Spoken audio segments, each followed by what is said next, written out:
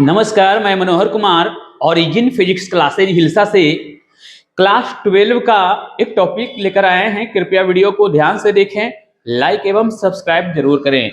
तो हम बात कर रहे हैं कूलॉम के नियम की। कूलॉम का नियम, कूलॉम का नियम अभी सिलेबस में भी पहला चैप्टर ही चल रहा है।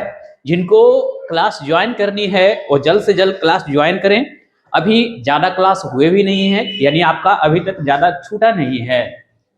तो कूलॉम के नियम की हम बात करते हैं तो सबसे पहले बात करेंगे कि कूलॉम का नियम जो है वो दो स्थिर बिंदु आवेशों के लिए लागू होता है। जैसे हम मान लेते हैं कि एक बिंदु आवेश Q1 है और दूसरा है Q2 है, और दोनों के बीच की दूरी हम कुछ मान लेते हैं, यानी दोनों के बीच की दूरी R मान लेते हैं। अब यहाँ पे हम देखते हैं कि इसका लैंग्वेज कैसे बनेगा।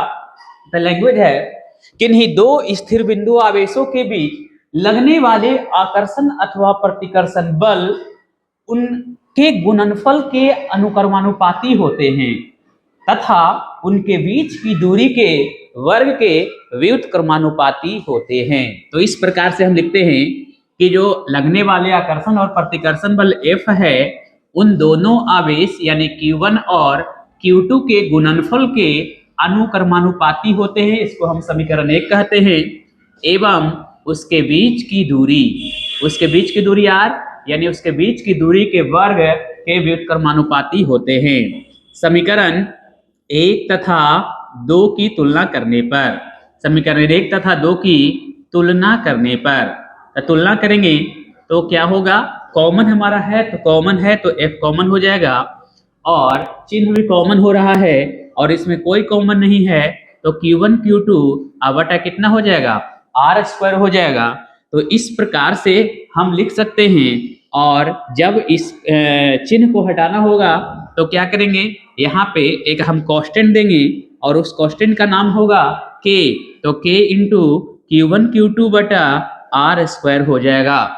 और इस प्रकार से हम लोग जानते हैं कि K का value 1/4 pi epsilon not into Q1 Q2 बटा R² होता है।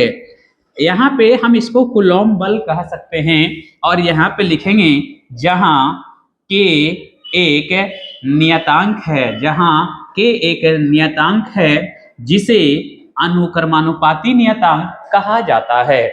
जहाँ K एक नियतांक है जिसे अनुक्रमानुपाती नियतांक कहा जाता है। अब हम बात कर लेते हैं कि इसका मात्रक क्या होगा, तो न्यूटन हो जाएगा।